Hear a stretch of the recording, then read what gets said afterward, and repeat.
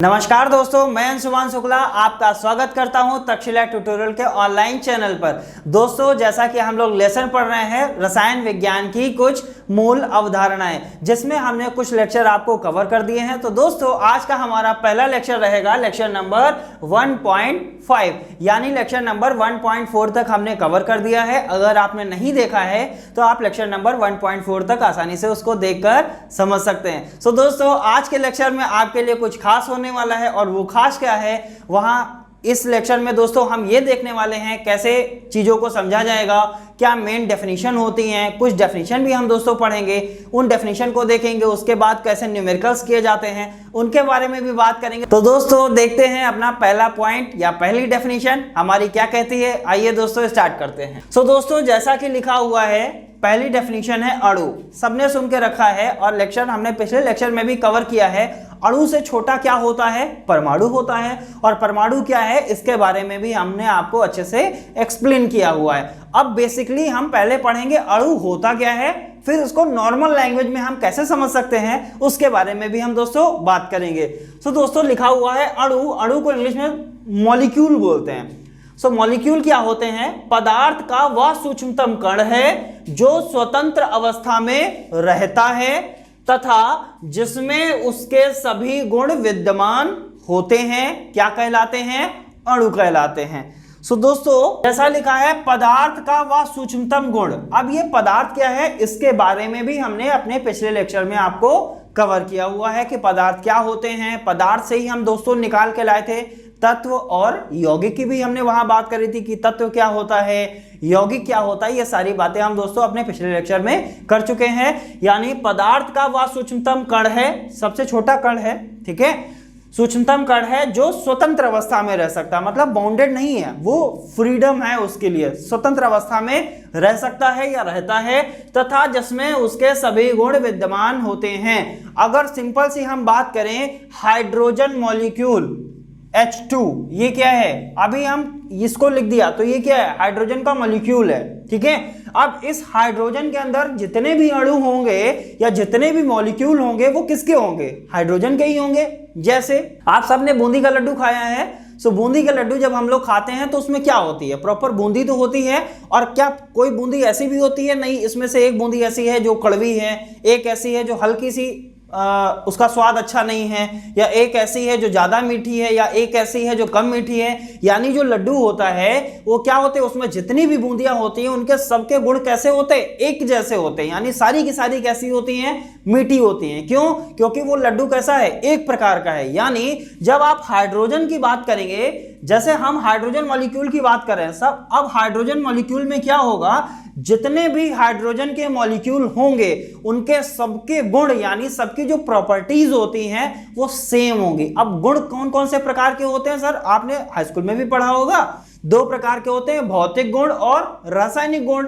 वो कैसे होते हैं? भौतिक गुण क्या होते हैं? ऐसे गुण जिनमें कोई नया पदार्थ नहीं बनता है, क्या कहलाते हैं? भौतिक गुण। और रासायनिक गुण क्या होते हैं दोस्तों? ऐसे गुण जिनमें कोई नया पदार्थ बन जाता है, क्या कहलाते हैं? रासायनिक गुण कहलाते हैं। यानी इनमें सबके सब गुण क्या होने चाहिए? समान। यानी भौतिक गुण भी एक जैसे हो और रासायनिक गुण भी एक जैसे होने चाहिए। वो क्या होते हैं? अणु कहलाते हैं। जैसे हाइड्रोजन ले लिया, हम यहां ऑक्सीजन की बात कर लें, ऑक्सीजन का हमने एक मॉलिक्यूल ले लिया, ठीक है। अब ऑक्सीजन वाले में ऑक्सीजन के गुण होंगे, हाइड्रोजन वाले में हाइड्रोजन्स के गुण होंगे। अब हमने कहा ये दोनों आपस में क्या कर रहे हैं? रिएक्शन कर रहे हैं। यानी 2 टाइम्स ऑफ H2 लगा दिया प्लस O2 कर दिया तो 2 टाइम्स ऑफ क्या बन गया? 2 टाइम्स ऑफ H2O बन गया। अब ये क्या कौन सा मॉलिक्यूल हो गया? ये हो गया वाटर का। ये किसका मॉलिक्यूल हो गया? वाटर का। अब हम आपसे पूछें इसमें किसके कौन कौन से गुण हैं, तो आप कहेंगे सर इसमें हाइड्रोजन का भी गुण पाया जाएगा और ऑक्सीजन का भी गुण पाया जाएगा। क्यों पाया जाएगा दोस्तों? क्योंकि इसमें क्या क्या मिला हुआ है? हाइड्रोजन और ऑक्सीजन दोनों का कॉम्बिनेशन है। जब कॉम्बिनेशन होगा तो आप जल की बात करेंगे और इसमें किसके गुण पाए जाएंगे? जल के गुण पाए जाएंगे। उम्मीद करते हैं दोस्तों अणु क्या होता है ये आपको आसानी से समझ में आ गया होगा। दोस्तों एक पॉइंट और यहां पर हम देखेंगे, अणु जो होता है वो बड़ा होता है और परमाणु जो होता है वो छोटा होता है। अब इसको सिंगल डेफिनेशन में हम कैसे लिख सकते हैं? परमाणुओं के संयोग से बना पदार्थ क्या कहलाता है? अणु कहलाता है। हमने क्या बोला? परमाणु क्या होते हैं? छोटे होते हैं। और अणु क्या होता है? परमाणु से बड़ा होता है। जो परमाणु से बड़ा है वो कई सारे परमाणुओं से मिलकर बना होगा, इसीलिए वो क्या है? अणु है। और जो परमाणु होता है वो छोटा होता है। इसको सिंपल सी एक लैंग्वेज से हम समझ सकते हैं, जैसे हमने एक लड्डू का एग्जांपल आप लोगों को दिया। लड्डू क्या होता है? लड्डू क्या एक बूंदी से मिलके बनता है? नहीं, यानी उसमें कई छोटी छोटी बूंदियां मिलती हैं और बनता क्या है? एक अणु टाइप का बन जाता है। यानी आप उसको अणु मान सकते हैं या मॉलिक्यूल मान सकते हैं। लड्डू क्या है? एक मॉलिक्यूल हो गया। और जो उस मॉलिक्यूल में या उस लड्डू में कई छोटी छोटी जो बूंदियां हो गई वो क्या हो गई?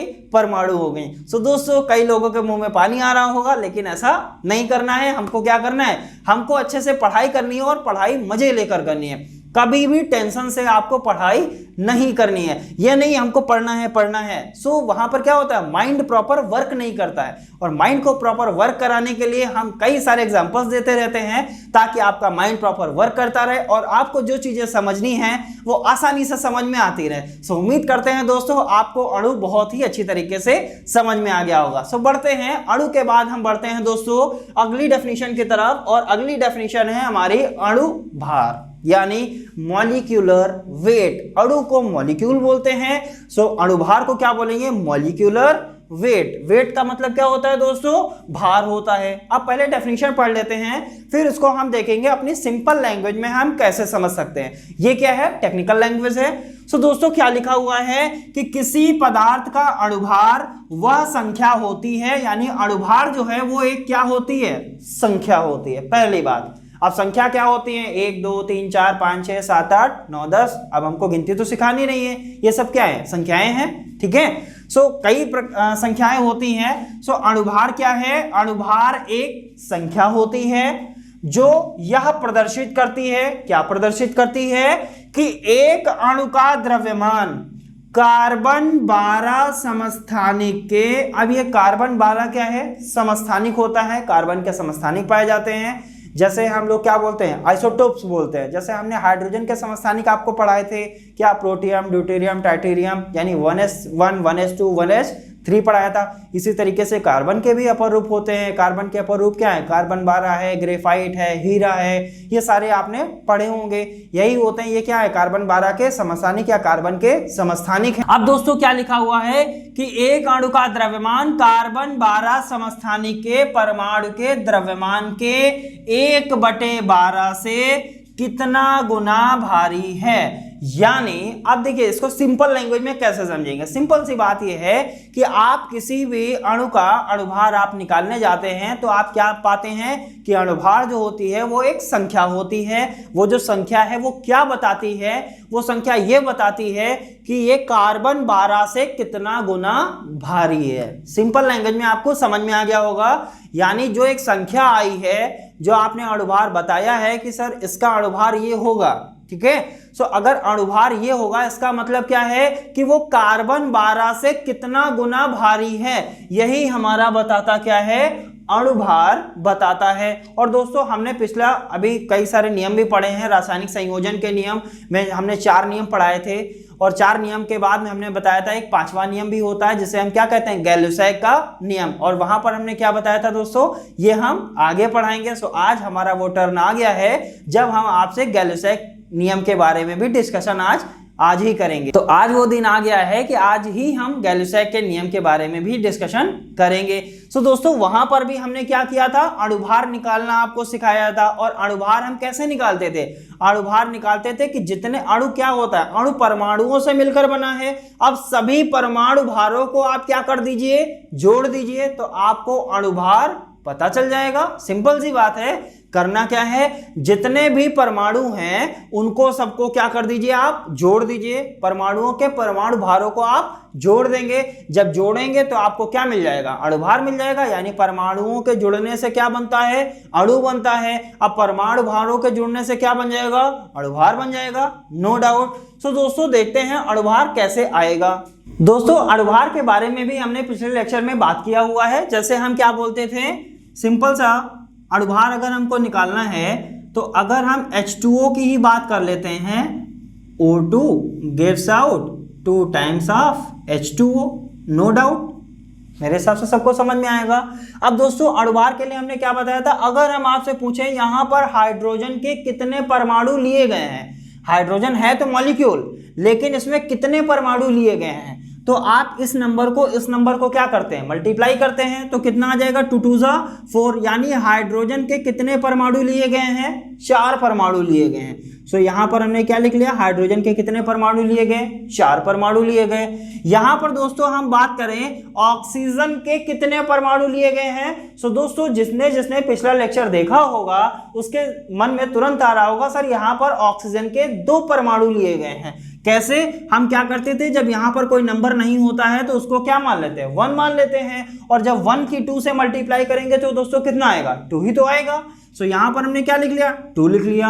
इनटू क्या किया, ये 2 क्या है, ऑक्सीजन लिए गए हैं, यानी ऑक्सीजन के कितने परमाणु लिए गए हैं, 2 परमाणु लिए गए हैं। और यहां पर दोस्तों हम बात करें हाइड्रोजन के कितने परमाणु, सो दोस्तों सबका जवाब क्या होगा, सर हाइड्रोजन के यहां पर 4 परमाणु लिए गए हैं। कैसे, इस 2 को इस 2 से मल्टीप्लाई करेंगे तो कितना आएगा, 4 टाइम्स ऑफ हाइड्रोजन लिया गया है। अब दोस्तों यहां पर हाइड्रोजन अलग था, ऑक्सीजन अलग था, ये दोनों आपस में मिल गए। जब दोनों आपस में मिल गए, जब अलग अलग थे तो दोनों के परमाणुओं को हमने अलग अलग लिखा था। अब दोनों आपस में मिल गए मतलब रासायनिक अभिक्रिया कर लिया, केमिकल रिएक्शन कर लिया। अब इनको क्या करना पड़ेगा, एक साथ लिखना पड़ेगा। और एक साथ लिखने के लिए दोस्तों हम क्या करते हैं, योग करते हैं, यानी ये दोनों आपस में क्या हो गए, जुड़ गए। यही तो बोलते हैं हम लोग, क्या हो गए, जुड़ गए। जुड़ने का मतलब क्या हो गया, यहां पर क्या बनाएंगे, प्लस बनाएंगे दोस्तों। अब यहां पर हम आपसे पूछे ऑक्सीजन कितने लिए गए हैं, तो आपका जवाब दोस्तों होगा, सर यहां ऑक्सीजन की संख्या कितनी है, 2 है। कैसे, अब जैसे हमने यहां कुछ नहीं लिखा था तो 1 मान लिया था, ऐसे ही मान लेते हैं जब यहां पर कुछ नहीं लिखा है, यहां पर कितना लिखा है, 1 लिखा है। अगर ये 1 लिखा है तो 1 की जब 2 से मल्टीप्लाई होगी तो कितना आएगा, 2 ही आएगा। इसका मतलब कितने ऑक्सीजन लिए गए हैं दोस्तों, 2 ऑक्सीजन लिए गए हैं, नो डाउट। अब दोस्तों बात करते हैं इसकी, यहां पर लिखा था 4 × अब यहां पर दोस्तों हम क्या लिखेंगे, परमाणु भार। दोस्तों जैसा कि सबको पता है और हमने पिछले लेक्चर में आपको बताया हुआ भी है कि हाइड्रोजन का परमाणु भार कितना होता है, तो दोस्तों सभी का आंसर क्या होगा, सर हाइड्रोजन का परमाणु भार जो होता है वो 1 होता है। यानी हाइड्रोजन की जगह आप कितना रख देंगे, 1 रख देंगे, नो डाउट हमने रख दिया। अब किया हमने 2 × ऑक्सीजन का परमाणु भार कितना होता है, तो सबका आंसर दोस्तों यही होगा कि ऑक्सीजन का परमाणु भार सर जो होता है वो 16 यानी 16 होता है। हमने परमाणु भार के बारे में भी बताया था, परमाणु भार जो होता है वो परमाणु क्रमांक का लगभग ध्यान रखिएगा, लगभग 2 गुना होता है। जैसे हमने बोला ऑक्सीजन का परमाणु भार कितना, तो आपको ऑक्सीजन का परमाणु क्रमांक पता है कितना होता है, 8 होता है। अब 8 का 2 गुना करेंगे तो कितना आएगा, 16 आएगा। और हमने क्या बताया था, परमाणु क्रमांक को हमेशा नीचे रखते हैं और परमाणु भार को हमेशा ऊपर रखते हैं। अब इसको भी सामान्य तौर पर समझ सकते हैं, जो भार होता है वो हम हमेशा कहाँ रखते हैं, सर के ऊपर उठा लेते हैं जब ज्यादा भारी होता है, तो इसीलिए क्या किया, इसको हमने ऊपर रख दिया। अब दोस्तों यही कहानी यहां भी करेंगे, 4 × हाइड्रोजन की जगह 1 रख दिया, प्लस 2 × ऑक्सीजन की जगह दोस्तों हमने क्या रख दिया, 16 रख दिया, नो डाउट। अब हमने क्या किया, 4 की 1 से मल्टीप्लाई करेंगे कितना आएगा, 4 आएगा। यहां पर हम 16 की 2 से मल्टीप्लाई करेंगे कितना आएगा, 32 आएगा। यहां पर हम बात करेंगे दोस्तों तो कितना आएगा, 4 + 32, यानी जब इनको आप ऐड करोगे तो कितना आएगा दोस्तों, 36 आएगा। यानी अणुभार कब बना, जब कई सारे परमाणु आपस में मिल गए, और जब परमाणु मिले तो इनके परमाणु भारों का हमने क्या किया, योग कर दिया। सो ये क्या था, ये परमाणु था, ये परमाणु था, ठीक है, ये सब आपस में मिल गए। जब आपस में मिले तो क्या बना, अणु बन गया। कौन सा अणु बना, वाटर का अणु बना। तो हम आपसे पूछें अब वाटर का अणुभार कितना है, तो आप क्या कहेंगे सर 36। कितना है 36। लेकिन कितने वाटर का अणुभार 36 है, आप कहेंगे सर वाटर जो बने हैं, वाटर यहाँ कितने बने हैं, 2 मॉलिक्यूल वाटर के हैं। कितने मॉलिक्यूल्स हैं, 2 मॉलिक्यूल वाटर के हैं। यानी जल के 2 अणुभार या जल के 2 अणुओं का अणुभार कितना होगा 36। जब 2 अणुओं का अणुभार कितना है 36, तो दोस्तों हम आपसे कहें कि एक अणु का अणुभार कितना होगा, तो आप क्या करेंगे 36 को 2 से डिवाइड कर देंगे तो कितना आएगा 18। यानी जल का जो एक मॉलिक्यूल होता है या जल का जो एक अणु होता है उसका अणुभार कितना होता है 18 होता है। दोस्तों ये चीज ध्यान रखिएगा, जल का एक मॉलिक्यूल का, जल के एक मॉलिक्यूल का अणुभार कितना होता है 18 होता है। सो दोस्तों हमने निकाल लिया। और 2 मॉलिक्यूल का कितना अणुभार होता है 36 होता है। सो दोस्तों अब उम्मीद करते हैं आपको अणुभार कैसे निकाला जाएगा और इसको हमको कैसे समझना था ये हमने बखूबी समझ लिया हुआ है। अणुभार क्या है कि अणुभार एक संख्या है, ठीक है, हमने मान लिया अणुभार क्या है, एक संख्या है। It's okay. अब अणुभार एक संख्या हो गई तो क्या प्रदर्शित करेगी, वो ये प्रदर्शित करती है कि जो पदार्थ है वो कार्बन 12 समस्थानिक के 1/12 से कितना गुना भारी है। सो दोस्तों हमने इसका अणुभार निकाल लिया।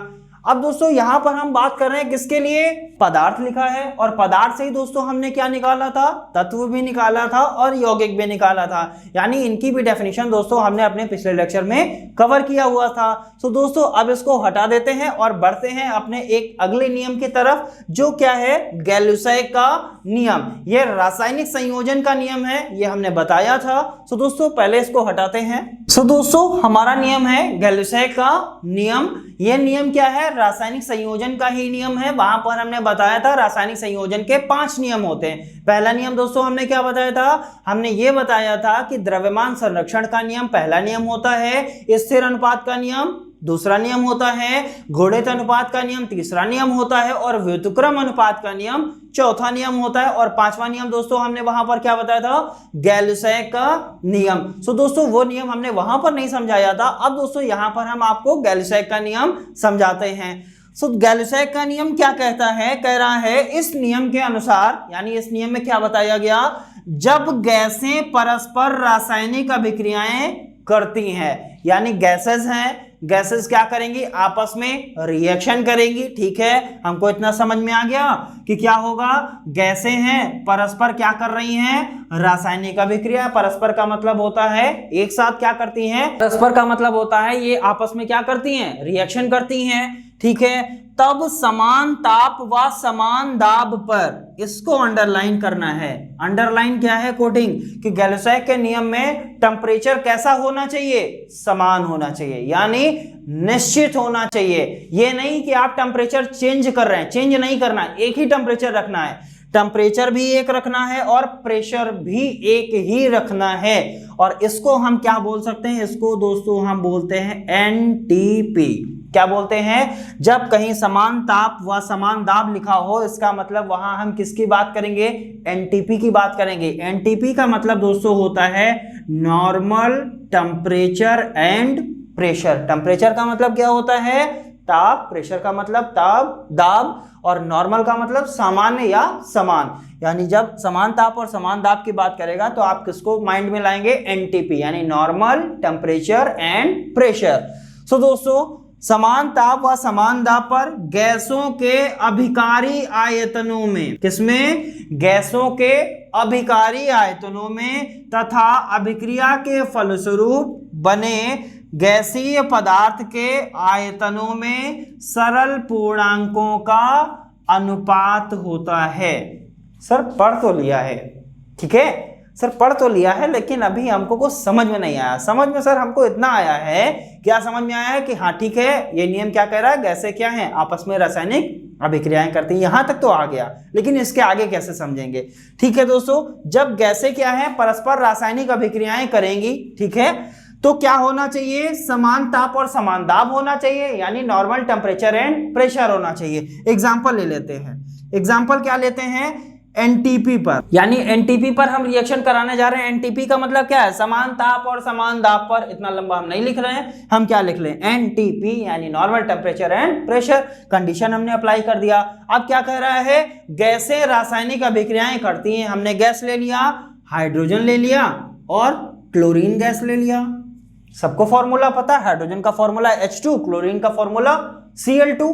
ठीक है, अब हमने क्या बताया था? ये क्या कर रही हैं? रासायनिक अभिक्रिया कर रही हैं। और जब रासायनिक अभिक्रिया करती हैं तो हम क्या बनाते हैं? एरो बनाते हैं। और हमने क्या बताया था? जब भी कोई रासायनिक अभिक्रिया होती है तो इस साइड में जो चीजें लिखी होती हैं वो हमारी क्या कहलाती हैं? अभिकारक। क्या कहलाती हैं? अभिकारक कहलाती हैं। और दोस्तों, जब ये अभिकारक आपस में अभिक्रिया करते हैं तो क्या बनता है? सबका आंसर होगा सर उत्पाद बनता है। उत्पाद को इंग्लिश में प्रोडक्ट बोलते हैं और अभिकारक को इंग्लिश में रिएक्टेंट बोलते हैं। तो दोस्तों, हमने लिख लिया, ठीक है, कि एनटीपी है, समान ताप और समान दाब है, गैसें हैं, आपस में अभिक्रिया कर रही हैं और क्या बन रहा है? उत्पाद। गैसों के अभिकारी आयतनों में तथा अभिक्रिया के फलस्वरूप बने गैसीय पदार्थ। जब दोस्तों गैसें आपस में रिएक्शन कर रही हैं तो क्या बनेगा? गैस ही तो बनेगा।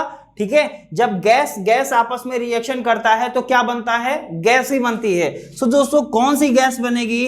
अब हम आपसे यहां कहें कितने हाइड्रोजन लिए गए हैं तो आप कहेंगे सर 2 हाइड्रोजन। क्यों? यहाँ 1 मान लीजिए, 1 के 2 से मल्टीप्लाई करेंगे, कितना हाइड्रोजन? 2 हाइड्रोजन। यहाँ क्लोरीन कितना लिया गया है? आपका आंसर क्या होगा सर? 2 क्लोरीन लिए गए हैं। जब ये आपस में अभिक्रिया करते हैं तो सबकी अभिक्रिया लगभग निकल आई होगी। इसको क्या बोलते हैं? 2HCl यानी हाइड्रोक्लोरिक एसिड। क्या बनेगा? उत्पाद बनेगा। यानी जब गैसेस आपस में अभिक्रिया किया, जब गैसों ने आपस में अभिक्रिया किया तो क्या बना? हाइड्रोक्लोरिक एसिड बना। अब ये जो हाइड्रोक्लोरिक एसिड है यानी अभिकारक और उत्पाद के जो आयतन हैं उनमें सरल पूर्णांकों का क्या होना है? अनुपात होना है। यानी क्या लिखा हुआ है? गैसों के अभिकारी आयतनों में तथा अभिक्रिया के फलस्वरूप बने गैसीय पदार्थ के आयतनों में सरल पूर्णांकों का अनुपात होता है। रिएक्शन तक हमको समझ में आ गया। रिएक्शन तक हमको समझ में आ गया सर। यहां पर क्या लिया? एनटीपी लिया, गैस लिया, आपस में अभिक्रिया किया, एक उत्पाद बन गया। अब कह रहा है जो अभिकारी हैं, अभिकारी आयतन। अभिकारी आयतन का मतलब होता है अभिकारकों का आयतन। और गैस अभिक्रिया के फलस्वरूप बने और अभिक्रिया हुआ तो क्या बना? उत्पाद बना। यानी अभिकारक और उत्पाद के आयतन में क्या होगा? सरल पूर्णांकों का अनुपात होगा। अब ये सरल पूर्णांक क्या है? सबको पता है। हमने क्या किया था? जैसे ही हमने द्रव्यमान संरक्षण का नियम पढ़ा, वहां पर स्थिर अनुपात का नियम पढ़ा और उसके बाद हमने क्या पढ़ा? गुणित अनुपात का नियम पढ़ा। इसी तरीके से गैल्यूसेक भी है। यहां पर हम आपसे पूछें हाइड्रोजन के कितने परमाणु लिए गए हैं तो आप क्या कहेंगे सर? हाइड्रोजन के यहां पर 2 परमाणु लिए गए हैं। सबका आंसर यही हुआ। कितना परमाणु लिया गया है? 2 परमाणु। क्लोरीन का कितना परमाणु लिया गया है? 2 परमाणु लिया गया है। ठीक है, यहां पर हम बात करें तो हाइड्रोजन के कितने परमाणु हैं? यहां पर भी हाइड्रोजन के 2 परमाणु हैं। कैसे? जब इसको यहां पर 1 मान लीजिए, 1 को 2 से मल्टीप्लाई करेंगे कितना आएगा? 2 आएगा। और क्लोरीन के कितने परमाणु? तो यहां 1 मान लीजिए, 1 को 2 से मल्टीप्लाई करेंगे कितना आएगा? 2 आएगा। यानी इनके बीच जो अनुपात होगा वो सरल पूर्णांक ही तो है। और पूर्णांक क्या होते हैं? 1 2 3 4, यही तो होता है। ठीक है, आपको इसको काटना है तो आप इसको काट सकते हैं तो क्या आ जाएगा? 1:1। यहां भी क्या आ जाएगा? इसको भी काट सकते हैं तो क्या आ जाएगा? 1:1 आ जाएगा। यानी 1:1। यानी आप ये भी बोल सकते हैं, आप अगर परमाणु के टर्म में जाएंगे तो आप क्या कहेंगे सर? यहां पर हाइड्रोजन का 1 परमाणु लिया, हाइड्रोजन के 2 परमाणु लिए गए, क्लोरीन के 2 परमाणु लिए गए और यहां पर क्या बना?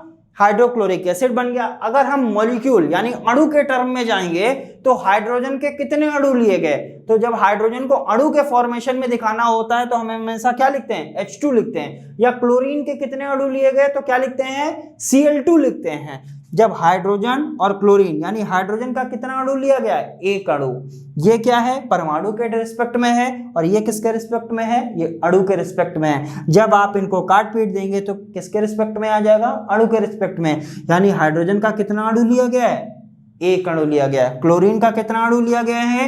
1 अणु लिया गया है। और यहां पर भी जो आपको प्राप्त हुआ वो कितना प्राप्त हुआ?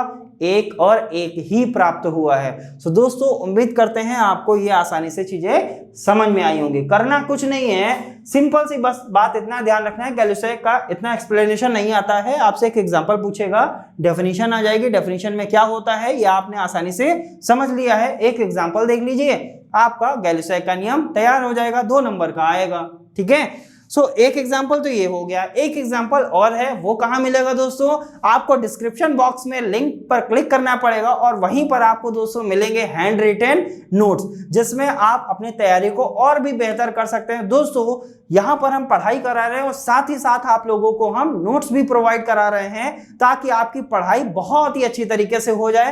तो दोस्तों बढ़ते हैं अगले टॉपिक की तरफ और देखते हैं कुछ और नई डेफिनेशंस। वो डेफिनेशन क्या है, उसके बाद क्या आएगा, आइए दोस्तों देखना स्टार्ट करते हैं। तो दोस्तों जैसा कि हमने कुछ डेफिनेशन देख ली हैं और कुछ डेफिनेशन हमारे लिए इंपॉर्टेंट हैं, वो डेफिनेशंस क्या है आइए दोस्तों देखते हैं। सो पहली डेफिनेशन हमारी क्या निकल के आई, मोल। क्या होता है मोल? कई बार आपने सुना होगा, लोअर क्लासेस में भी सुना है कि मोल क्या होते हैं। ठीक है दोस्तों, कि किसी पदार्थ की वह मात्रा, यानी मोल क्या है, पदार्थ की एक मात्रा है जिसमें उसके यानी किसके, पदार्थ के 6.02213 इंटू 10 की पावर 23 कण उपस्थित होते हैं।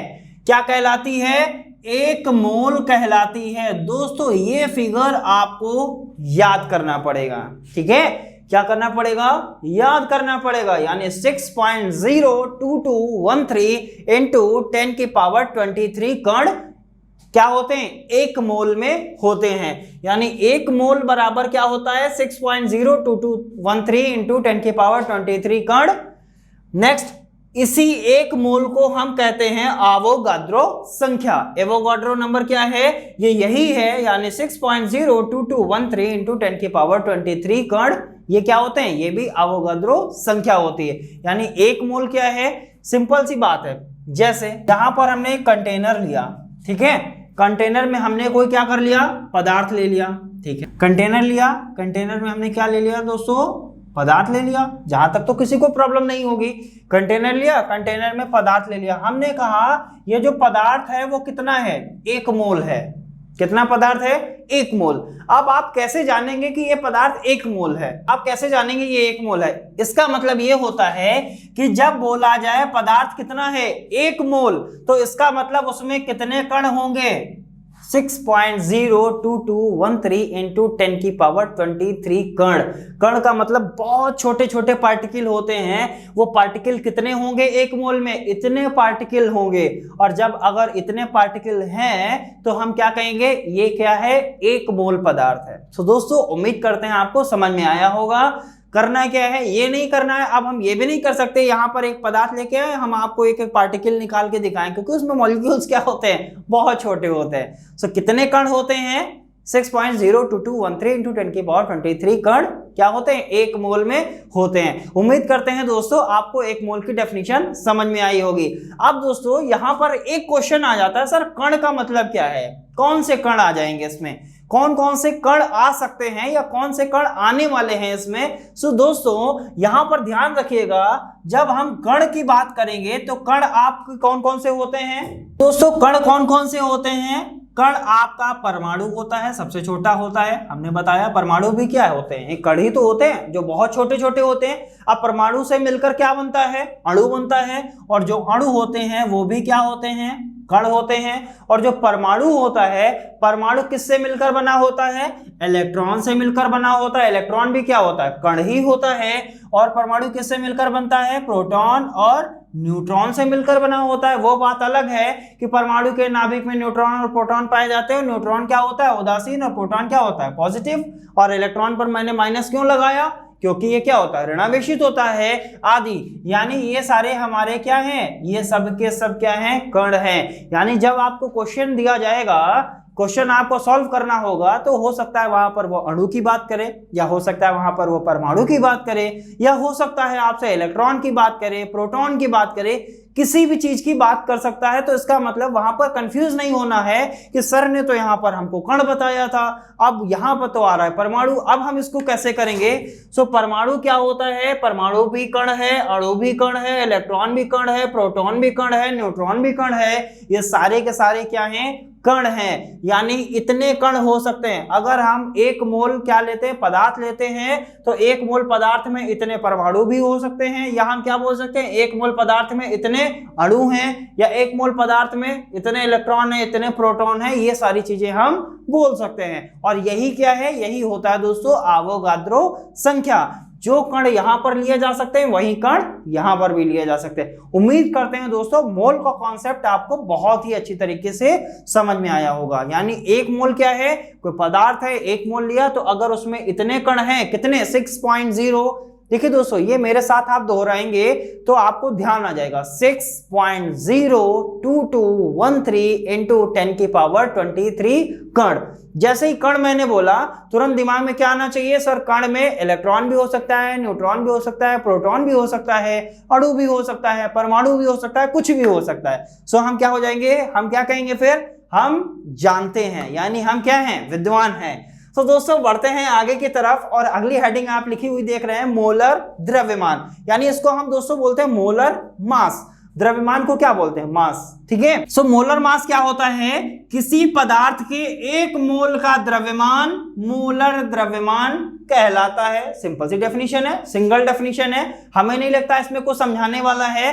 करना क्या है, जो एक मोल का जो द्रव्यमान होगा वही क्या कहलाएगा, मोलर द्रव्यमान कहलाता है। सिंपल सी बात है। अगर हमने बोला ये पदार्थ है, इसका क्या है, पदार्थ कितना हमने लिया, एक मोल लिया, अब इस एक मोल पदार्थ का जो मोलर द्रव्यमान होगा, सॉरी इस एक मोल पदार्थ का जो द्रव्यमान होगा वही क्या कहलाएगा, मोलर द्रव्यमान कहलाएगा। अब हम द्रव्यमान जानेंगे कैसे, सो उसके लिए भी हम देखते हैं कि मोलर द्रव्यमान आखिरकार हमको कैसे पता चलेगा कि इस पदार्थ का मोलर द्रव्यमान इतना है। या हम आपसे कहें सर हाइड्रोजन का मोलर द्रव्यमान क्या होगा, या हम आपसे कहें H2O का मोलर द्रव्यमान क्या होगा, या हम आपसे पूछने लगे सर ऑक्सीजन का मोलर द्रव्यमान क्या होगा, तो ये हम कैसे निकालेंगे। सो दोस्तों उसके निकालने के लिए भी एक रिलेशन बताया गया, रिलेशन से भी आप यहां से समझ सकते हैं कि मोलर द्रव्यमान को कैसे निकाला जाएगा। रिलेशन किसमें है, मोलर द्रव्यमान, इसके बारे में भी हम पढ़ चुके हैं। पदार्थ का द्रव्यमान, इसके बारे में भी हमको पता है कि पदार्थ का जो होता है कुछ द्रव्यमान होता है, यानी हमको क्या पता, पदार्थ जो होता है कुछ ना कुछ ग्राम में होगा,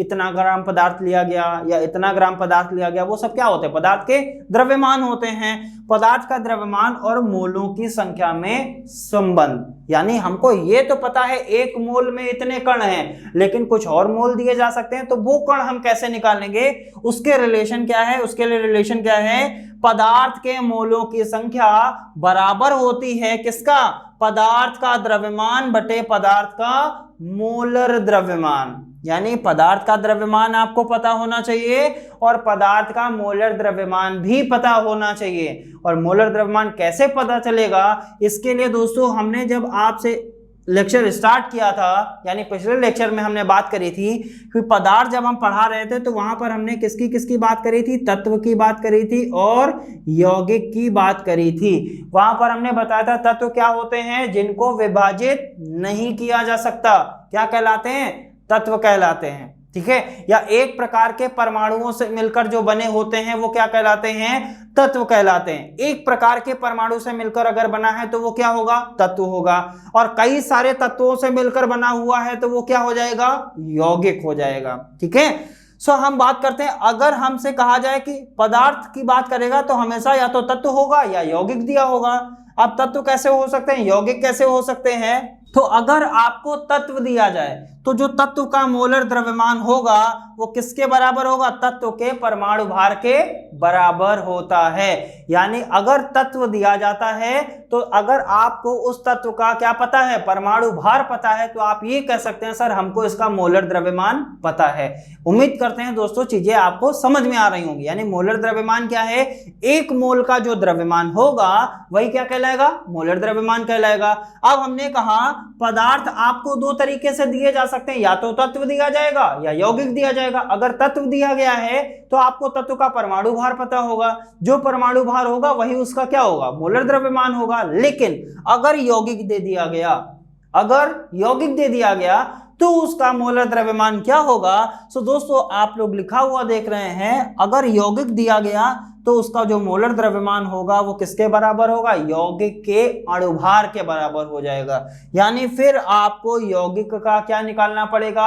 अणुभार। और अणुभार निकालना दोस्तों हमने कई बार आपको सिखाया है। तो दोस्तों उम्मीद करते हैं तत्व का मोलर द्रव्यमान कैसे निकालेंगे? तत्व का परमाणु भार। यौगिक का मोलर द्रव्यमान कैसे निकालेंगे? यौगिक का अणुभार। अब हम दोस्तों यहां देखते हैं, जैसा हमने एग्जाम्पल बताया, हमने कहा हाइड्रोजन। अब आप ये बताइए हाइड्रोजन परमाणु है, सॉरी हाइड्रोजन तत्व है कि यौगिक है? तो आप क्या कहेंगे? सर हाइड्रोजन में जितने भी मॉलिक्यूल होंगे या जितने भी एटम होंगे या जितने भी परमाणु होंगे या जितने भी अणु होंगे वो सारे क्या हैं? ठीक है, वो सारे के सारे हमारे हाइड्रोजन के ही तो हैं। यानी एक ही प्रकार के परमाणुओं से मिलकर ही तो हाइड्रोजन बना हुआ है। जब एक प्रकार के परमाणुओं से मिलकर बना हुआ है तो हाइड्रोजन ही अकेला है, तो इसका मतलब ये क्या होगा? तत्व होगा। ऑक्सीजन की बात करें, ऑक्सीजन भी क्या है? तत्व है कि यौगिक? तो आप कहेंगे सर ये भी तत्व है, ठीक है। लेकिन वाटर की हम बात करें, वाटर क्या है? वाटर हाइड्रोजन और ऑक्सीजन से मिलकर बना हुआ है, यानी दो तत्वों के संयोग से मिलकर बना हुआ है। जब दो तत्वों के संयोग से मिलकर बन गया तो ये क्या हो गया? यौगिक हो गया। यानी ये क्या है? यौगिक है। और ये क्या था? हमारा तत्व था। अब हम आपसे कहें हाइड्रोजन का मोलर द्रव्यमान क्या होगा? तो हाइड्रोजन का मोलर द्रव्यमान किसके बराबर? तत्व का परमाणु भार। तत्व कौन सा है? हाइड्रोजन। अगर हमको हाइड्रोजन का परमाणु भार पता है तो हम ये कह सकते हैं कि हमको इसका मोलर द्रव्यमान पता है। और दोस्तों सबको पता है हाइड्रोजन का परमाणु भार कितना होता है? 1। यानी हम आपसे पूछे हाइड्रोजन का परमाणु भार कितना है? 1 है। या हम ऐसा पूछें आपसे कि हाइड्रोजन का मोलर द्रव्यमान कितना है, तभी आपका आंसर क्या होगा? 1। अब हम बात करें यौगिक की। अभी हमने यौगिक का अणुभार निकाला था, तो दोस्तों दो वाटर के मॉलिक्यूल का अणुभार कितना आया था? 36 आया था। और एक वाटर का हमने निकाला था तो कितना आया था? 18 यानी 18। यानी जो अणुभार आया था वो कितना आया था? 18। यानी यौगिक का अणुभार कितना है? 18 है। तो वाटर का मोलर द्रव्यमान या जल का मोलर द्रव्यमान किसके बराबर होता है? यौगिक के अणुभार के बराबर होता है। यानी हम आपसे कहें कि जल का मोलर द्रव्यमान कितना है तो हमें इसका अणुभार पता है, इसका मतलब इसका क्या हो जाएगा? ये मोलर द्रव्यमान हो जाएगा। उम्मीद करते हैं दोस्तों चीजें आसानी से समझ में आई होंगी। करना क्या है? डिस्क्रिप्शन बॉक्स में लिंक दिया है, वहां से नोट्स को भी रिसीव करना है और नोट से भी पढ़ाई करनी है और वीडियो से तो पढ़ाई करनी ही करनी है। तो दोस्तों बढ़ते हैं नेक्स्ट डेफिनेशन की तरफ और कुछ देखेंगे न्यूमेरिकल। आइए दोस्तों लिखते हैं नेक्स्ट डेफिनेशन। तो दोस्तों जैसा कि हमने नेक्स्ट डेफिनेशन लिख लिया है, डेफिनेशन क्या है? मोलर आयतन यानी मोलर वॉल्यूम क्या होती है। जैसे हमने देखा मोलर मास क्या होता है यानी मोलर द्रव्यमान क्या है, ऐसे ही मोलर आयतन क्या होता है। तो दोस्तों लिखा हुआ है समान ताप और समान दाब पर। अब जैसे ही समान ताप और समान दाब आया तो हमारे ख्याल से सबके दिमाग में एक चीज आ रही होगी, सर इसकी जगह हम इतना लंबा क्यों लिखें? हम यहाँ पर क्या लिख सकते हैं? NTP, normal temperature and pressure. ठीक है, किसी गैस का कितना मोल? 1 मोल। किसका? गैस का। किसका होना चाहिए? गैस का। किसी गैस का 1 मोल 22.4 लीटर क्या करता है? आयतन घेरता है। और उसी आयतन को हम क्या कहते हैं? मोलर आयतन कहते हैं।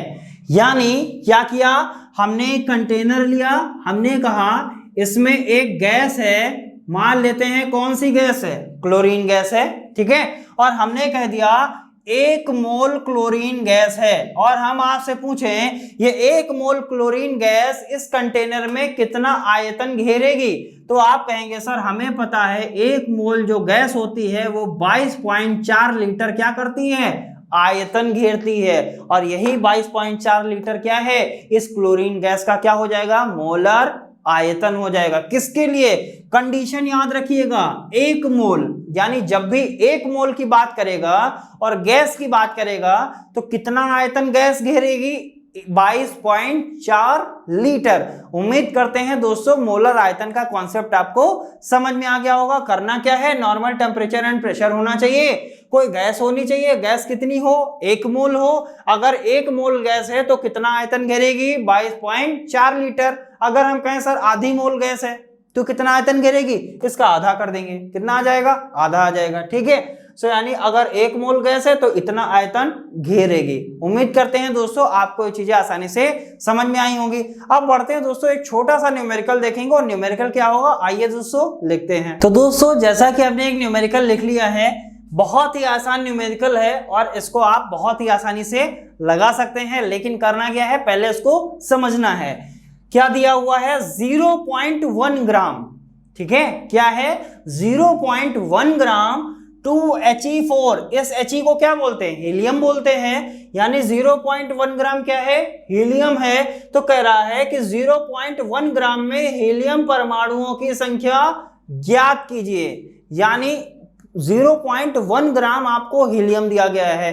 तो आपसे यह पूछ रहा है कि इस 0.1 ग्राम में हीलियम के कितने परमाणु होंगे, वो हमको निकालना है। तो परमाणुओं की संख्या हम कब निकाल पाते थे, जब हमको उसके नंबर ऑफ मोल पता होंगे। यानी हमको ये पता है कि जब 1 मोल होता है तो परमाणुओं की संख्या कितनी होती थी, 6.02213 × 10⁻23 कण होती थी। अब हमको वो पता था कि 1 मोल में इतने परमाणु, तो हमको पहले इस क्वेश्चन में ये निकालना पड़ेगा कि 0.1 ग्राम जो हीलियम दिया गया है वो है कितना मोल। तो मोल निकालने के लिए हम एक फॉर्मूला क्या जानते हैं दोस्तों, मोलों की संख्या। फॉर्मूला क्या होता है, हम जानते हैं, विद्वान हैं। तो दोस्तों मोलों की संख्या का फॉर्मूला क्या है, मोलों की संख्या बराबर पदार्थ का द्रव्यमान बटे पदार्थ का मोलर द्रव्यमान। हमको ये चीजें पता हैं। अब हमको निकालना क्या है, पहले मोलों की संख्या। हमको यह पता चल जाए कि 0.1 ग्राम में हीलियम कितने मोल होगा। ठीक है, सो पदार्थ का द्रव्यमान, क्या आपको पदार्थ का द्रव्यमान दिया गया है, मतलब पदार्थ बताया गया है कि कितना ग्राम लिया जाएगा। यस सर, हमको बताया गया है कि पदार्थ का जो द्रव्यमान लिया जाएगा वो 0.1 ग्राम लिया जाएगा। यानी पदार्थ का द्रव्यमान हमने कितना लिया, 0.1 ग्राम। क्यों, क्योंकि according to the question. Next, upon पदार्थ का मोलर द्रव्यमान। अब हमको दोस्तों यहां पर यह डिसाइड करना है कि पदार्थ का मोलर द्रव्यमान, और पदार्थ का हम मोलर द्रव्यमान कैसे निकालते थे। तो दोस्तों हमको यह पता था कि पदार्थ होता है, पदार्थ के 2 फैक्टर होते हैं, एक तत्व होता है, एक यौगिक होता है। हमने बताया था और हमने कहा था अगर तत्व हो तो उसका जो परमाणु भार होता है वही उसका क्या होता है, मोलर द्रव्यमान होता है। और जो यौगिक होता है और उसका जो क्या होता है दोस्तों, अणुभार होता है, वो उसका क्या होता है, मोलर द्रव्यमान। अब बात किसकी कर रहे हैं, कौन सा पदार्थ यहाँ पर दिया गया है, तो आप यही कहेंगे सर यहाँ पर हमको दिया गया है हीलियम। और हीलियम क्या दिया गया है, 2He4। हमने क्या बताया था, ये जो होता है इसे बोलते हैं परमाणु क्रमांक। कहते हैं दोस्तों परमाणु क्रमांक, और ये क्या होता है, परमाणु भार। अब दोस्तों हीलियम यौगिक है कि तत्व है, तो सबका आंसर क्या होगा सर, हीलियम जो है केवल हीलियम बताया गया है यहाँ पर, यानी ये किसी और के साथ नहीं दिया गया है। अगर किसी और के साथ नहीं दिया गया तो यौगिक वाला कॉन्सेप्ट कट हो जाएगा। यानी यौगिक का हमको यौगिक दिया गया है, ना हमको उसका अणुभार निकालना है। अब हमको दिया क्या गया, अगर यौगिक नहीं है तो क्या होगा, तत्व होगा। ठीक है, सो सिंपल सी बात है, अगर तत्व है तो हमको क्या निकालना पड़ेगा, तत्व का परमाणु भार। और दोस्तों क्या हमको तत्व पता है, तो हमको पता है तत्व क्या है, हीलियम है। तत्व हीलियम है तो तत्व का परमाणु भार वही क्या होता है, मोलर द्रव्यमान होता है, हमने बताया हुआ है। सो परमाणु भार इसका कितना होता है, 4, जो हमको क्वेश्चन में दिया गया है। यानी हीलियम का परमाणु भार कितना है, 4। यानी मोलर द्रव्यमान की जगह हम क्या 4 लिख सकते हैं, तो आपका आंसर होगा यस सर। यानी पदार्थ का जो मोलर द्रव्यमान होता है वो पदार्थ या तत्व के परमाणु भार के बराबर होता है। यानी यहां हम क्या लिख देंगे, 4। तो दोस्तों यहां हमने क्या लिखा, 4 लिख दिया। अब हमने क्या किया, ये पॉइंट हटाया, नीचे क्या कर दिया, 0 बढ़ा दिया, नो डाउट। यानी इसको हम क्या कर सकते हैं 1/40 लिख सकते हैं। ये क्या आ गया मोलों की संख्या। यानी हमको ये पता चल गया कि 0.1 ग्राम में हीलियम के कितने मोल होंगे, तो आप कहेंगे 1/40 मोल होंगे। 1/40 को भी आप डिवाइड कर सकते हैं। जब आप इसको डिवाइड करेंगे तो आएगा दोस्तों 0.025 मोल। तो 0.1 ग्राम हीलियम में कितने मोल आ गए 0.025 मोल। एक चीज दोस्तों हमको और पता है, क्या पता है, हम जानते हैं 1 मोल बराबर कितना होता है 6.02213 इंटू 10⁻23 कण। अब दोस्तों यहां पर हमने क्या बताया था, कण, इलेक्ट्रॉन, न्यूट्रॉन, प्रोटॉन, अणु, परमाणु कुछ भी हो सकता है। क्वेश्चन में हमको क्या दिया गया है परमाणु, यानी कण की जगह हम क्या लिख देंगे परमाणु। अब दोस्तों बहुत लोगों के मन में क्वेश्चन उठ रहा होगा सर इतनी जगह काहे छोड़ दी, ठीक है। सो ये इसलिए छोड़ा, हम क्या लिख सकते हैं क्वेश्चन के अकॉर्डिंग इसको सेट कर लेते हैं। क्वेश्चन के अकॉर्डिंग क्या सेट करेंगे कि 1 मोल में हीलियम परमाणुओं की संख्या लिख सकते हैं।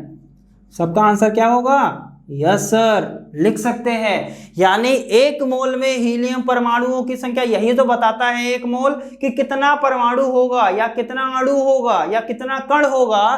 तो हम क्या लिख सकते हैं 1 मोल में हीलियम परमाणुओं की संख्या कितनी आ गई, इतनी आ गई, हमें पता थी। जब 1 केले का मूल्य 10 रुपए था तो 10 केले का मूल्य कितने रुपए होगा, तो आप क्या कहेंगे 100 रुपए का। कैसे जाने, हमने 10 को 10 से मल्टीप्लाई कर दिया। इसी तरीके से कॉन्सेप्ट यही रहेगा, जब एक चीज का मूल्य इतने रुपए है तो इतनी चीज का मूल्य कितने रुपए होगा। आइए दोस्तों देखते हैं, इसका मतलब क्या हो जाएगा 0.025 मोल में क्या लिख सकते हैं हीलियम परमाणुओं की संख्या। हमसे यही तो पूछा गया है 0.025 मोल में हीलियम परमाणुओं की संख्या कितनी होगी।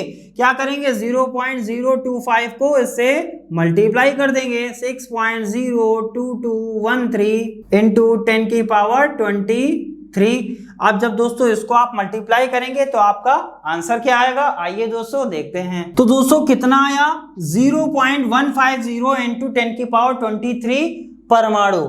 यानी हमको ये पता करना था 0.1 ग्राम में कितने परमाणु होंगे, तो हमने पहले उसमें मोलों की संख्या निकाल लिया। मोलों की संख्या के बाद दोस्तों हमने क्या किया परमाणुओं की संख्या निकाल लिया। उम्मीद करते हैं दोस्तों ये न्यूमेरिकल समझ में आया होगा, और दोस्तों और अच्छे न्यूमेरिकल के साथ मिलेंगे नेक्स्ट लेक्चर में। तो दोस्तों आज के लिए इतना ही, मिलते हैं नेक्स्ट लेक्चर में। धन्यवाद।